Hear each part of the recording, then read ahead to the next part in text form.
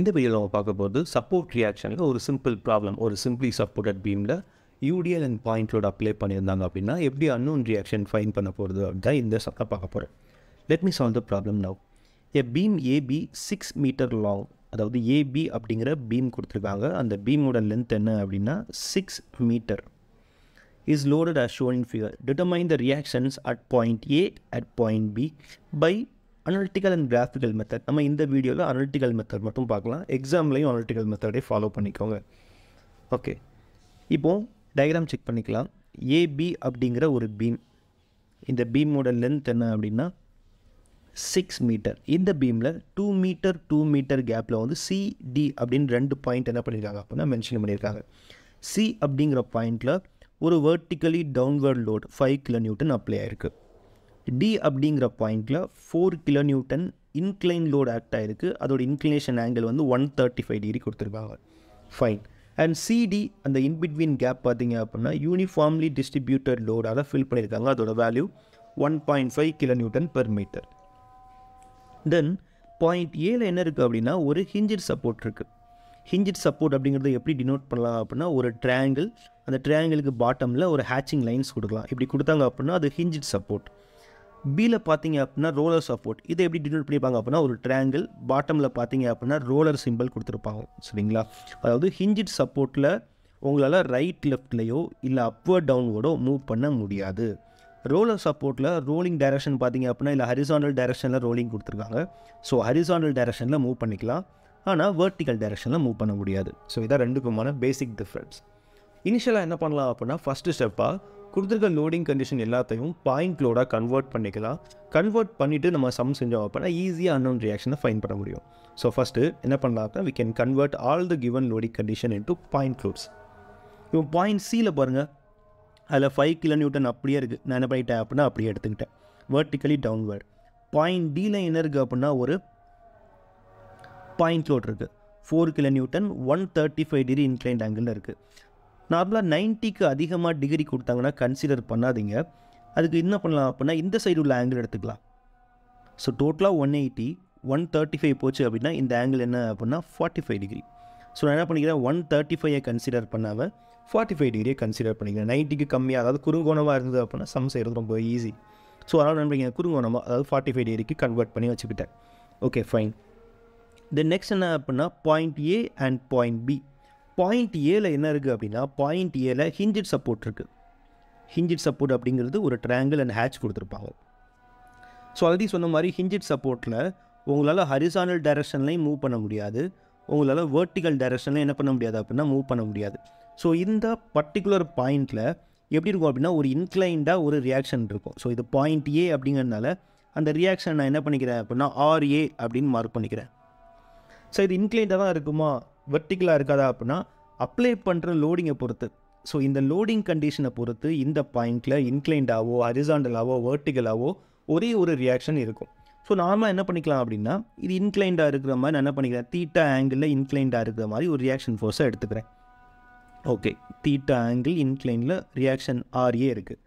So இது இன்க்ளைண்டாக இருக்கிறதுனால இதுக்கு வந்து என்ன அப்படின்னா 2 காம்போனண்ட். ஒன்று என்ன அப்படின்னா ஹரிசாண்டல் காம்போனண்ட் RAH, இன்னொன்று என்ன அப்படின்னா ஒரு வெர்டிக்கல் காம்போனண்ட் RAV. இதில் வெர்டிக்கல் காம்போனண்ட் பார்த்தீங்க அப்படின்னா கண்டிப்பாக அப்வர்ட் டைரக்ஷனில் தான் இருக்கும். ஏன்னா எல்லா லோடிங்குமே டுவர்ட்ஸ் டவுன்வர்டாக இருக்கிறதுனால ரியாக்ஷன் ஆப்போசிட்டில் தான் இருக்கும். ஸோ RAV அப்படிங்கிறது வெர்டிக்கல் டைரக்ஷனில் இருக்கும். RAH அப்படிங்கிறது ரைட் சைடு டைரக்ஷன் தான் இருக்கணுமா அப்படின்னா அவசியம் இல்லை. அது ரைட் சைடாவோ அப்படி இல்லைனா லெஃப்ட் சைடாவோ இருக்கலாம். ஸோ இனிஷியலாக ஏதாவது ஒரு டைரக்ஷனில் மென்ஷன் பண்ணிக்கோங்க. ஆன்சர் கால்குலேட் பண்ணுறப்போ ஆன்சர் பாசிட்டிவில் வந்தது அப்படின்னா நீங்கள் எடுத்திருக்க டைரக்ஷன் கரெக்ட். சப்போஸ் ஆன்சர் நெகட்டிவில் வந்தது அப்படின்னா நீங்கள் டைரக்ஷன் என்ன பண்ணிக்கலாம் அப்படின்னா இன்டர்சேஞ்ச் பண்ணிக்கலாம். நீங்கள் ரைட் சைடில் வச்சு சால்வ் பண்ணுறப்போ ஆன்சர் நெகட்டிவில் வந்தது அப்படின்னா நீங்கள் டைரக்ஷனை லெஃப்ட் சைடாக கன்வெர்ட் பண்ணிக்கலாம். ஓகேங்களா? ஓகே, நான் இப்போ என்ன பண்ணிக்கிறேன் இனிஷியலாக ரைட் சைடாக எடுத்துக்கிறேன். ஸோ RAல horizontal reaction RAH towards right சைடாக அசம்ஷன் பண்ணிக்கிட்டேன். தென் வெர்டிக்கல் ரியாக்ஷன் RAV அப்வர்டாக என்ன பண்ணிக்கிட்டேன் அப்படின்னா மார்க் பண்ணிக்கிட்டேன். தென் பாயிண்ட் பியில் பார்த்தீங்க அப்படின்னா ரோலர் சப்போர்ட். பாயிண்ட் பியில் ரோலர் சப்போர்ட் ஒரு ட்ரையாங்கிள் போட்டு பாட்டமில் ரோலர்லாம் என்ன பண்ணியிருப்பாங்கன்னா மென்ஷன் பண்ணியிருப்பாங்க. ஸோ இதில் பார்த்தீங்க அப்படின்னா உங்களுக்கு இந்த ரோலர் வந்து ஹரிசாண்டலாக மூவ் பண்ணுறதுக்கு பெர்மிட் பண்ணும், வேர்ட்டிக்கலாக மூவ் பண்ணுறதுக்கு பெர்மிட் பண்ணாது. ஸோ எந்த டைரெக்ஷனில் மூவ் பண்ண முடியாது அப்படின்னா வேர்ட்டிக்கலாக தான் மூவ் பண்ண முடியாது. ஸோ வேர்ட்டிக்கல் டைரெக்ஷனில் என்ன இருக்கும் அப்படின்னா ஒரு ரியாக்ஷன் இருக்கும். ஸோ இந்த பிங்கிற பாயிண்டில் வேர்ட்டிக்கல் டைரெக்ஷனில் மட்டும் ஆர்பி அப்படிங்கிற ரியாக்ஷன் என்ன பண்ணிக்கிறேன் அப்படின்னா மார்க் பண்ணிக்கிறேன். ஆர்பி அதாவது ரோலிங் பிளேன், எந்த பிளேனில் ரோலர் இருக்குதோ அந்த பிளேனுக்கு பர்பண்டிகுலர் டைரெக்ஷனில் உங்களுக்கு ரியாக்ஷன் இருக்கும். நமக்கு ரோலிங் பிளேன் ஹரிசாண்டலாக இருக்கிறதுனால அதோட ரியாக்ஷன் எப்படி இருக்குது அப்படின்னா பர்பண்டிகுலர் லைன், வேர்ட்டிக்கல் லைனாக இருக்குது. ஓகே, மார்க் பண்ணியாச்சு. இப்போ பாயிண்ட் ஏ முடிஞ்சிருச்சு, சி முடிஞ்சிருச்சு, டி முடிஞ்சிருச்சு அண்ட் பி முடிஞ்சிருச்சு. நெக்ஸ்ட் என்ன இருக்குது அப்படின்னா சிடிக்கு நடுவில் இருக்கிற இந்த யூடிஎல்லை பொறுத்த வரைக்கும், அதாவது யூனிஃபார்ம்லி டிஸ்ட்ரிபியூட்டட் லோடை பொறுத்த வரைக்கும் அதோட வேல்யூ 1.5 இந்த unit half kilo newton per மீட்டரில் கொடுத்துருக்காங்க. ஸோ இந்த ரேஞ்ச் சியிலேருந்து டி வரைக்கும் உள்ள 2 மீட்டர் தூரமும் இந்த லோடு வந்து என்ன ஆயிருக்கு அப்படின்னா டிஸ்ட்ரிபியூட் ஆகிருக்கு. இதை பாயிண்ட் லோடாக கன்வெர்ட் பண்ணிங்க அப்படின்னா UTL to point load convert பண்ணுறீங்க அப்படின்னா எவ்வளோ ரேஞ்சுக்கு டிஸ்ட்ரிபியூட் ஆகிருக்கோ அதோட மிட் பாயிண்டில் என்ன பண்ணணும் அப்படின்னா பாயிண்ட் லோட அப்ளை பண்ணணும். ஸோ 2 மீட்டர் டிஸ்டன்ஸுக்கு டிஸ்ட்ரிபியூட் ஆகிருக்குங்கிறதுனால அதோட மிட் பாயிண்ட் எவ்வளோ அப்படின்னா சியிலேருந்து 1 மீட்டர். இந்த மிட் பாயிண்டில் என்ன பண்ணணும் அப்படின்னா நீங்கள் பாயிண்ட் லோட அப்ளை பண்ணிக்கணும். ஸோ நான் என்ன பண்ணுறேன் அப்படின்னா இதோட மிட் பாயிண்ட்டை எம் அப்படின்னு மார்க் பண்ணிக்கிறேன். அதில் என்ன பண்ணுறேன் அப்படின்னா point load vertically downward, UDL downward act ஆகிறதுனால வேர்ட்டிக்கலி டவுன்வர்டாக லோடு போட்டுக்கிறேன். இந்த லோடோட வேல்யூ என்ன இருக்கும் அப்படின்னா யூடிஎல்லோட value into distance of distribution எவ்வளோ அப்படின்னா 2 மீட்டர். ஸோ இது கிலோ நியூட்டனில் இருக்கும், கிலோ நியூட்டன் பெர் மீட்டரில் இருக்கும், இன்ட்டு 2ங்கிறது மீட்டர். ஸோ மீட்டர் கேன்சல் ஆகி உங்களுக்கு எதில் கிடைக்கும் அப்படின்னா கிலோ நியூட்டனில் கிடைக்கும். ஓகேங்களா? ஸோ இது எந்த தூரத்தில் ஆக்ட் ஆகுது அப்படின்னா சியிலேருந்து 1 மீட்டர் டிஸ்டன்ஸில் இந்த பாயிண்ட் லோடு ஆக்ட் ஆகுது. ஸோ இப்போ எல்லா லோடையும் நான் என்ன பண்ணிட்டேன் அப்படின்னா பாயிண்ட் லோடாக கன்வெர்ட் பண்ணிட்டேன். அண்ட் இப்போ பர்டிகுலராக டியில் பார்த்தீங்க அப்படின்னா டியில் ஒரு இன்க்ளைன் ஃபோர்ஸ் இருக்குது. ஸோ இதுக்கு ஒரு ஹரிசாண்டல் காம்போனன்ட், வெர்டிக்கல் காம்போனன்ட். இது டவுன்வேர்டு ரைட் சைடு இருக்கிறதுனால வெர்டிக்கலி டவுன்வேர்டும் ஹரிசாண்டலி ரைட் சைடும் 2 காம்போனன்ட் நான் என்ன பண்ணிக்கிறேன் அப்படின்னா மார்க் பண்ணிக்கிறேன். ஸோ இது தீட்டா இங்கே இருக்குது. ஸோ தீட்டாக்கு பக்கத்தில் இருக்க காம்போனன்ட் என்ன அப்படின்னா காஸ் காம்போனன்ட். So 4 cos 45. இது என்ன அப்படின்னா 4 sin 45. இந்த ஃபோர்ஸ் ரிசால்விங் தெரியாதவங்க நம்மளோட மெக்கானிக்ஸ் பிளேலிஸ்ட்டில் உள்ள ப்ரீவியஸ் ஃபோர்ஸ் ரிசால்விங் சமம் ஒன்ஸ் பார்த்துட்டு வாங்க. ஸோ அப்போ தான் ஃபோர்ஸ் ரிசால்விங் நமக்கு தெளிவாக தெரியும். ஓகேங்களா? இப்போது எல்லா லோடையும் பாயிண்ட் லோடாக கன்வெர்ட் பண்ணிட்டேன். This is my final diagram. அதாவது பாயிண்ட் ஏல 2 ரியாக்ஷனல் காம்போனண்ட், அதாவது ஒரே ஒரு ரியாக்ஷன் ஃபோர்ஸாக இருக்குது, ஆர்ஏங்கிற ஒரு ரியாக்ஷன் ஃபோர்ஸாக இருக்குது. அதை 2 காம்போனண்ட்டாக நான் என்ன பண்ணிட்டேன் அப்படின்னா பிரிச்சுக்கிட்டேன். தீட்டா ஆங்கிளில் ஆர்ஏ இருக்கிறதுனால horizontal component RAH, vertical component RAB. பிங்கிற பாயிண்டில் ஒரே ஒரு vertical reaction RB. Then point சியில் வெர்டிக்கலி டவுன்வர்டு, பாயிண்ட் மிட் பாயிண்டில் ஒரு யூடிஎல் 1.5 × 2 கிலோ நியூட்டன் இருக்கிற ஒரு யூடிஎல்லை பாயிண்ட்லோட கன்வெர்ட் பண்ணி வச்சுருக்கேன். தென் 45 டிகிரியில் ஒரு 4 கிலோ நியூட்டன் ஆக்ட் ஆகுது. அது ஹரிசாண்டல் காம்போனண்ட் 4 cos 45னும் வெர்டிக்கல் காம்போனண்ட் 4 sin 45னும் என்ன பண்ணிட்டேன் அப்படின்னா ரிசால்வ் பண்ணி வச்சுக்கிட்டேன். இப்போது பாயிண்ட்லோட கன்வெர்ட் பண்ணதுக்கப்புறம் எனக்கு ஃபோர்ஸ் ரிசால்விங் பண்ணுறது ரொம்பவே ஈஸி. சப்போர்ட்ஸை பொறுத்த வரைக்கும் சப்போர்ட்ஸ் பீம் வந்து எப்படி இருக்குது அப்படின்னா ஈக்லிபிரியம் கண்டிஷனில் இருக்குது. ஈக்லிபிரியம் கண்டிஷன் அப்படின்னு என்ன சொல்ல வராங்க அப்படின்னா summation of all the horizontal forces 0, summation of all the vertical forces 0, summation of moment of all the forces 0. So இதுதான் என்ன அப்படின்னா ஈக்குலிபிரியம்கான கண்டிஷன். சரிங்களா? இந்த condition sigma R 0, sigma pi 0, sigma M 0 வச்சுட்டு நம்ம அன்னோன் டேர்ம்ஸ் என்னலாம் இருக்கோ அது எல்லாமே ஃபைன் பண்ண போகிறோம். ஸோ ஃபஸ்ட் என்ன பண்ணலாம் அப்படின்னா ஹரிசாண்டல் ஃபோர்ஸை ரிசால்வ் பண்ணிக்கலாம். என்னென்ன ஃபோர்ஸ்லாம் ஹரிசாண்டலாக இருக்குன்னா நமக்கு மொத்தமே 2 ஃபோர்ஸாக ஹரிசாண்டலாக இருக்குது. ஒன்று என்ன அப்படின்னா ஆர்ஏஹெச் டுவர்ட்ஸ் ரைட் சைடு இருக்குது, 4 cos 45 டுவர்ட்ஸ் ரைட் சைடு இருக்குது. அந்த 2ஐயும் நான் என்ன பண்ணிக்கிறேன் அப்படின்னா மார்க் பண்ணிக்கிறேன். ஸோ ஃபஸ்ட்டு ஃபோர்ஸ் என்ன அப்படின்னா ஆர்ஏஹெச் டுவர்ட்ஸ் ரைட் சைடு இருக்குது. So positive. இனிஷியலாக சொல்ல மறந்துட்டேன். ரிசால்வ் பண்ணுறப்போ ஒரு அசம்ஷன் மேக் பண்ணிக்கணும். ஹரிசாண்டலுக்கு ரைட் சைட் பாசிட்டிவ்னும் லெஃப்ட் சைட் நெகட்டிவ்னும் நீங்கள் எப்படி என்ன எடுத்துக்கலாம். Left side positive, right side negative கூட எடுத்துக்கலாம். But both are opposite to அதர்ங்கிறதுனால ஒன்று பாசிட்டிவ் அப்படின்னா ஒன்று நெகட்டிவ். எனக்கு ரைட் சைடில் பாசிட்டிவ் இருக்கிறது கன்வீனியண்ட்டாக இருக்கும். அதே மாதிரி அப்வர்டு பாசிட்டிவ்னும் டவுன்வர்ட் நெகட்டிவ்னும் வெர்டிக்கலாக ரிசால்வ் பண்ணுறப்போ நான் என்ன பண்ணிக்கிறேன், அசம்ஷன் எடுத்துக்கிறேன். ஓகேங்களா? ஓகே, இப்போ சம்முக்கு வரலாம். RAH ரைட் சைடில் இருக்குது. அதே மாதிரி next horizontal force 4 cos 45 degree. இதுவும் எப்படி தான் இருக்குது அப்படின்னா ரைட் சைடில் தான் இருக்குது. So summation of all the horizontal forces, நமக்கு ரெண்டு ஹரிசாண்டல் ஃபோர்ஸ் மட்டும்தான், தட் இஸ் ஈக்குவல் டு 0. இப்போது RAH கேல்குலேட் பண்ணுங்கள். இதுலேருந்து RAH உங்களுக்கு கிடச்சிடும்ல. RAH இஸ் ஈக்குவல் டு இதை இந்த பக்கம் கொண்டு போயிட்டேன் அப்படின்னா -4 cos 45 டிகிரி. இதோட வேல்யூ என்ன அப்படின்னா -2.828 கிலோநியூட்டன். இப்போ பாருங்கள், இப்போ எனக்கு RAH என்ன கிடச்சிருக்கு அப்படின்னா நெகட்டிவில் கிடச்சிருக்கு. நெகட்டிவில் கிடச்சிது அப்படின்னா நான் இனிஷியலாக எடுத்துக்கிட்ட இந்த டைரெக்ஷன் தப்பு. இந்த டைரெக்ஷனை நான் ஆப்போசிட்டில் என்ன பண்ணிக்கிறோம், மாற்றி ட்ரா பண்ணிக்கிறோம். ஸோ இப்போ நான் என்ன பண்ணியிருக்கேன் அப்படின்னா RAHஐ ரைட் சைடு இருக்குதுன்னு சொல்லி எடுத்துக்கிட்டால் மைனஸில் வருது. அப்போது RAHஐ லெஃப்ட் சைடாக இருக்குதுன்னு மாற்றுறதுக்கு நான் அந்த மைனஸ் என்ன பண்ணிக்கணும், ப்ளஸ் பண்ணிக்கணும். 2.828 கிலோநியூட்டன். ஸோ RAHோட டைரெக்ஷன் என்ன அப்படின்னா towards left side. So left சைடில் என்ன பண்ணிக்கிறேன் அப்படின்னா நான் மாற்றி ட்ரா பண்ணிக்கிறேன். சரிங்களா? என்ன பண்ணியாச்சு, மாற்றி ட்ரா பண்ணியாச்சு. எப்படி பண்ணோம், RAH வந்து நெகட்டிவில் வருது. நெகட்டிவில் வருது எப்போ வந்துச்சு அப்படின்னா நீங்கள் ரைட் சைடாக எடுத்துக்கிட்டீங்க அப்படின்னா நெகட்டிவில் வந்துச்சு. அப்போ லெஃப்ட் சைடாக எடுத்துருந்தீங்க அப்படின்னா பாசிட்டிவில் வந்திருக்கும். ஸோ என்ன பண்ணிட்டேன், லெஃப்ட் சைடாக மாற்றிக்கிட்டேன். ஃபைன். இப்போ எனக்கு ஒரு வேல்யூ கிடச்சிருச்சு ஒரு ஈக்குவேஷன் ரிசால்வ் பண்ணதுக்கப்புறம். நெக்ஸ்ட் என்ன பண்ண போகிறேன் அப்படின்னா என்னோடய வெர்டிக்கல் ஃபோர்ஸஸ் எல்லாத்தையும் ரிசால்வ் பண்ண போகிறேன். வெர்டிக்கல் ஃபோர்ஸஸ் என்னெல்லாம் இருக்குது அப்படின்னா upward RAV, downward 5 kilonewton, downward 1.5 into 2, downward 4 sin 45, upward RB, இது வந்து RB, reaction RB. ஸோ என்ன பண்ணுறேன் அப்படின்னா இதுக்கு நான் vertically ரிசால்வ் பண்ணி ஈக்குவேஷன் ஃபார்ம் பண்ண போகிறேன். ஈக்குவேஷன் எப்படி ஆகுதுன்னு பாருங்கள். RAV upward டைரக்ஷன் அப்படிங்கிறதுனால பாசிட்டிவ், அதாவது அசம்ஷன் என்ன அப்படின்னா upward பாசிட்டிவ், downward நெகட்டிவ். அதுதான் வந்து என்ன அப்படின்னா என்னோடய அசம்ஷன். ஓகேங்களா? upward. செகண்ட் ஃபோர்ஸ் என்ன அப்படின்னா 5 கிலோநியூட்டன். 5 கிலோநியூட்டனுங்கிறது டவுன்வர்ட் டைரக்ஷன், ஸோ நெகட்டிவ். அதே மாதிரி 1.5 into 2 UDL. UDLோட வேல்யூ 1.5 into 2, இதுவும் டவுன்வர்ட் டைரக்ஷன் அப்படிங்கிறதுனால நெகட்டிவ். நெக்ஸ்ட் என்ன அப்படின்னா 4 sin 45 டிகிரி, இதுவும் டவுன்வர்ட் டைரக்ஷன் அப்படிங்கிறதுனால நெகட்டிவ். நெக்ஸ்ட் என்ன அப்படின்னா RB ரியாக்ஷன், இது வந்து அப்வர்ட் டைரக்ஷன் அப்படிங்கிறதுனால positive, that is equal to 0. So all the vertical forces and algebraic sum, downwardனா நெகட்டிவ், upwardனா பாசிட்டிவ். ஸோ இதை ரிசால்வ் பண்ண எனக்கு என்ன கிடைக்கும் அப்படின்னா எதுவும் கிடைக்காது. ஏன்னா ரெண்டு அன்னோன் இருக்குது. RAV அப்படிங்கிற ஒரு அன்னோன் இருக்குது, RB அப்படிங்கிற ஒரு அன்னோன் இருக்குது. ஸோ என்ன பண்ணலாம் அப்படின்னா இந்த ஈக்குவேஷனை அப்படியே விட்டுக்கலாம். Next summation of all the moment solve பண்ணி அதில் ஏதாவது வேல்யூ கிடச்சிது அப்படின்னா அதை சப்ஸ்டியூட் பண்ணி இந்த ஈக்குவேஷனை சிம்பிளிஃபை பண்ணிக்கலாம். இப்போதைக்கு இதை சிம்பிளிஃபை பண்ண வேண்டாம், ஏன்னா RAVயும் தெரியாது, RBயும் தெரியாது. ஸோ எந்த வேல்யூமே இந்த ஈக்குவேஷன்லேருந்து கிடைக்காது. இந்த ஈக்குவேஷன் என்ன பண்ணிக்கலாம் அப்படின்னா அப்படியே வச்சுக்கலாம். வச்சாச்சு.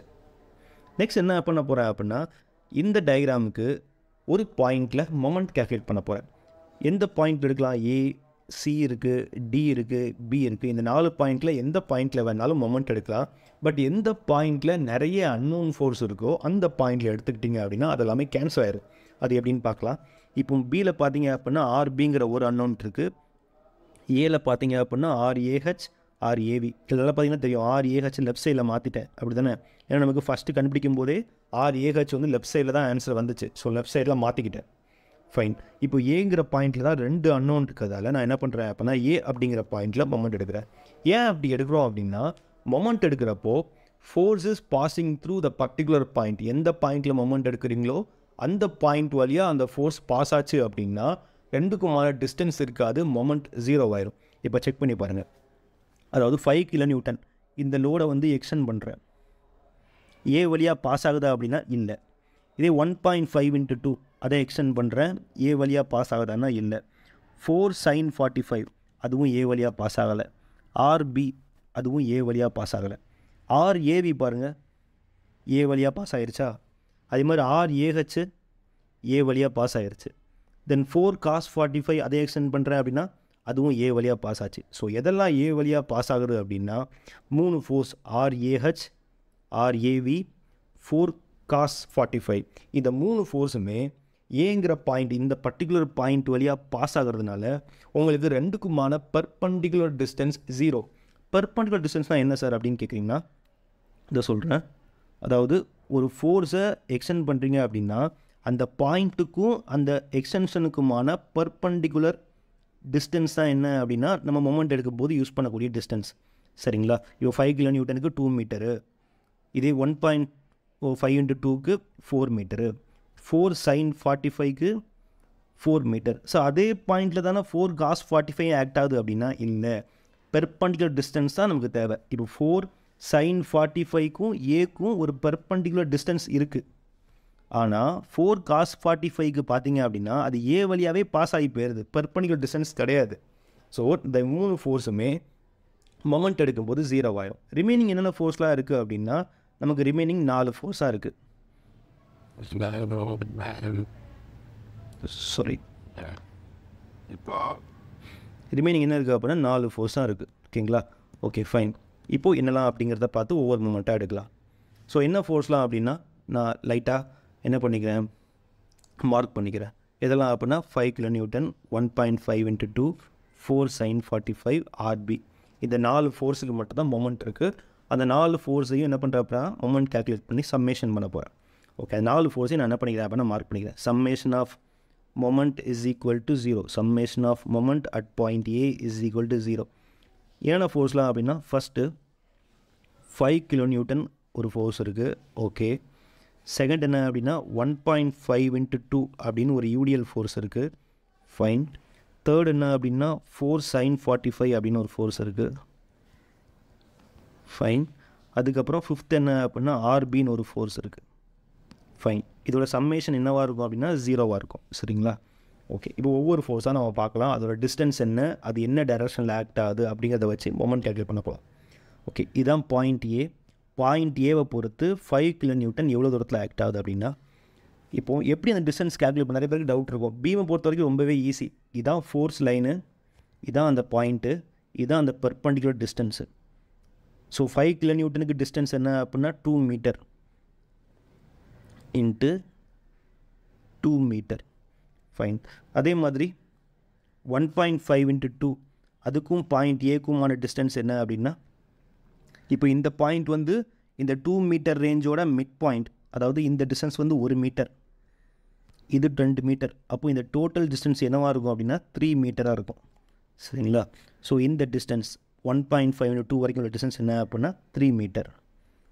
So into 3 meter. நெக்ஸ்ட் என்ன அப்படின்னா 4 sin 45. ஸோ இந்த ஃபோர்ஸுக்கும் பாயிண்ட் ஏக்குமான பர்பண்டிகுலர் டிஸ்டன்ஸ் என்ன அப்படின்னா 2 + 2 எவ்வளோ டிஸ்டன்ஸ் அப்படின்னா 4 மீட்டர். இதுக்கு 4 sin 45க்கு 4 meter. So force into perpendicular distance அதுதான மொமெண்ட். தென் ஆர்பி பார்த்தீங்க அப்படின்னா ஆர்பிங்கிறது எக்ஸ்ட்ரீம் பாயிண்டில் இருக்குது. ஏங்கிற பாயிண்ட்லேருந்து 6 மீட்டர் தூரத்தில் இருக்குது. ஸோ டிஸ்டன்ஸ் என்ன அப்படின்னா 6 மீட்டர். ஸோ இப்போ தான் அசம்ஷன் எடுத்துக்கணும். அசம்ஷன் என்ன அப்படின்னா மொமெண்ட் கிளாக் வைஸாக இருந்தால் பாசிட்டிவ்னு எடுத்துக்கணும், ஆன்டி கிளாக் வைஸாக இருந்தால் நெகட்டிவ்னு எடுத்துக்கணும். நீங்கள் வைஸ் வர்ஸா நீங்கள் எப்படி வேணால் எடுத்துக்கலாம். கிளாக் வைஸாக நெகட்டிவ்னும் ஆன்டி கிளாக் வைஸாக பாசிட்டிவ்னு எடுத்துக்கலாம். பட் கிளாக் வைஸாக பாசிட்டிவ் எடுக்கிறது எனக்கு கன்வீனியன்ட்டாக இருக்கிறது அப்படி எடுத்திருக்கேன். ஓகே, இதில் எந்தெந்த ஃபோர்ஸ்லாம் கிளாக் வைஸ் அப்படின்னு பார்க்குறீங்க அப்படின்னா அதை எப்படி கண்டுபிடிக்கணும் அப்படின்னா இப்போ எந்த பாயிண்ட்டை பொறுத்து நம்ம எல்லாத்தையும் ஃபைன் பண்ண போகிறோம் அப்படின்னா இந்த பாயிண்ட் ஏங்கிற பாயிண்ட்டை பொறுத்து மொமெண்ட் எடுக்க போகிறோம். அப்படி தானே? ஸோ ஏங்கிற பாயிண்ட்டை பொறுத்து 5 kN எப்படி ஆக்ட் ஆகுது அதுதான் பார்க்க போகிறோம். ஸோ இப்போ பார்த்தீங்க அப்படின்னா இதை இமேஜின் பண்ணிக்கோங்க. இப்போ ஏங்கிற பாயிண்டில் காம்பஸோட நீடில் வைக்கிறீங்கன்னு வச்சுக்கலாம், இந்த பாயிண்டில் பென்சில் வைக்கிறீங்கன்னு வச்சுக்கலாம். ஃபோர்ஸ் எப்படி மூவ் ஆகுது அப்படின்னா டவுன்வர்டாக மூவ் ஆகுது. ஸோ நீங்கள் காம்பஸ் வச்சு சர்க்கிள் ட்ராப் பண்ண பார்த்தீங்க அப்படின்னா உங்களுக்கு சர்க்கிள் எப்படி கிடைக்கும் அப்படின்னா ஃபோர்ஸ் டவுன்வர்டாக மூவ் ஆகுது அப்படின்னா உங்களுக்கு கிளாக் வைஸாக என்ன ஆகுது சர்க்கிள் வருது. ஸோ இது வந்து கிளாக் வைஸ் அப்படின்னா பாசிட்டிவ். கிளாக் வைஸ் ஆனது பாசிட்டிவ். நெக்ஸ்ட்டு பார்த்தீங்க அப்படின்னா அடுத்து இதுவும் அப்படி தான். ஏங்கிற பாயிண்ட்டில் நீடில் வச்சுட்டு அடுத்த பாயிண்டில் பென்சில் வச்சிங்க அப்படின்னா சர்க்கிள் வரைஞ்சிங்க அப்படின்னா எப்படி வரைவீங்க சர்க்கிள் கிளாக் வைஸாக தான் வரைவீங்க. ஸோ இதோட டைரக்ஷன் என்ன அப்படின்னா கிளாக் வைஸ் தான். ஸோ கிளாக் வைஸ் அப்படிங்கிறதுனால பாசிட்டிவ். நெக்ஸ்ட் என்ன அப்படின்னா 4 sin 45. இதுவும் அதே மாதிரி தான். ஏங்கிற பாயிண்ட்டை சென்டராக வச்சுட்டு 4 sin 45 இந்த டிங்கிற பாயிண்ட்டை பென்சில் வச்சிங்க அப்படின்னா சர்க்கிள் வரைகிறப்போ சர்க்கிள் வந்து எப்படி தான் இருக்கும் அப்படின்னா கிளாக் வைஸாக தான் இருக்கும். ஸோ இந்த ஃபோர்ஸும் கிளாக் வைஸாக போகிறதுனால மொமெண்ட் வந்து கிளாக் வைஸில் இருக்கும். ஸோ இதுவும் பாசிட்டிவ் தான். நெக்ஸ்ட் என்ன அப்படின்னா ஆர்பியில் பார்த்தீங்கன்னா அப்வர்டாக மூவ் ஆகுது. ஸோ ஏவை சென்டராக வச்சுட்டு அப்வர்டாக சர்க்கிள் ட்ரா பண்ணிங்க அப்படின்னா சர்க்கிள் எப்படி வரும் அப்படின்னா ஆன்டி கிளாக் வைஸில் வரும். ஸோ ஆர்பி எப்படி என்னன்னா ஆன்டி கிளாக் வைஸில் மொமெண்ட் கொடுக்கும். ஆன்டி கிளாக் வைஸ் இருக்கிறதுனால மைனஸ். ஸோ இப்படி தான் நம்ம என்ன பண்ண போகிறோம் அப்படின்னா மொமெண்ட் ஈக்குவேஷனை ஃபார்ம் பண்ணியிருக்கோம். இப்போ இந்த ஈக்குவேஷனை ரிசால்வ் பண்ணிங்க அப்படின்னா உங்களுக்கு என்ன கிடைக்கும் அப்படின்னா இதில் எல்லாமே நோன் வேல்யூ. இது 5 × 2 10, 1.5 × 2 3 × 3னா 9 தெரியும். 4 sin 45 × 4க்கு வேல்யூ இருக்குது. ஆர்பி மட்டும்தான் நமக்கு அன்னோன். ஸோ இதுலேருந்து என்ன பண்ணலாம் அப்படின்னா ஆர்பி என்ன அப்படிங்கிறத கண்டுபிடிச்சிடலாம். ஸோ ஆர்பி எனக்கு என்ன கிடச்சிது அப்படின்னா 5.052 kN ஆர்பியோட வேல்யூ. ஸோ எனக்கு இப்போது என்ன கிடச்சிருச்சு அப்படின்னா ஆர்பி கிடச்சிருச்சு. ஆர்பி கிடச்சிருச்சு அப்படின்னா நம்ம ஆல்ரெடி ஒரு ஈக்குவேஷன் ஃபார்ம் பண்ணி வச்சுருப்போம்ல, சம்மேஷன் ஆஃப் வீக்கு வெர்டிகல் ஃபோர்ஸுக்கு. இதில் ஆர்பி வேல்யூவை சப்ஸ்டியூட் பண்ணிட்டேன் அப்படின்னா ஆர்ஏவி என்னங்கிறது தெரிஞ்சிடும்ல. ஸோ நெக்ஸ்ட் ஸ்டெப் என்ன அப்படின்னா அதுதான். ஆர்ஏஹெச் ஆல்ரெடி கண்டுபிடிச்சிட்டோம், ஆர்பி ஆல்ரெடி கண்டுபிடிச்சிட்டோம்.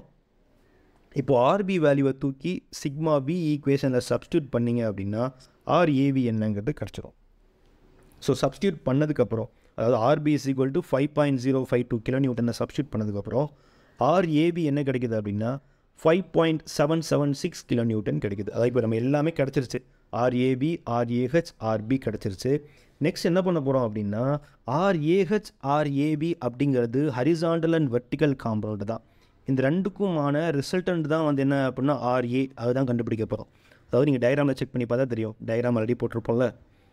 அதாவது நமக்கு ஆக்சுவலாக கண்டுபிடிக்க வேண்டிய ரியாக்ஷன் என்ன அப்படின்னா ஆர்ஏ தீட்டா டிகிரி இன்க்ளைண்டாக ஆக்ட் ஆகிட்டு இருக்கு.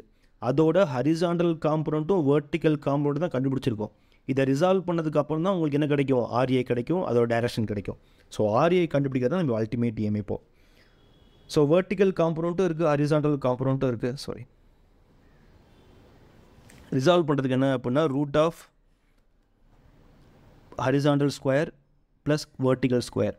Horizontal force 2.828 kN, vertical 5.776 kN, ரெண்டுக்கும் ஸ்கொயர் பண்ணி ரூட் எடுத்தீங்க அப்படின்னா ஆர்ஏ வேல்யூ கிடச்சிரும். எனக்கு கிடைக்கக்கூடிய ஆர்ஏ வேல்யூ 6.43 kN.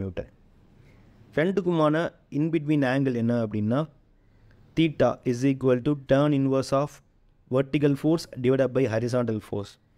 ரெண்டையும் ரிசால்வ் பண்ண அப்படின்னா எனக்கு கிடைக்கக்கூடிய ஆங்கிள் 63.9 டிகிரி. ஸோ இதுதான் என்ன அப்படின்னா என்னோடய ரியாக்ஷன் ஆர்ஏ, தென் இது அதோட direction 63.9 degree. So this how we can calculate the unknown reactions for the simply supported beam with the UDM. Thank you.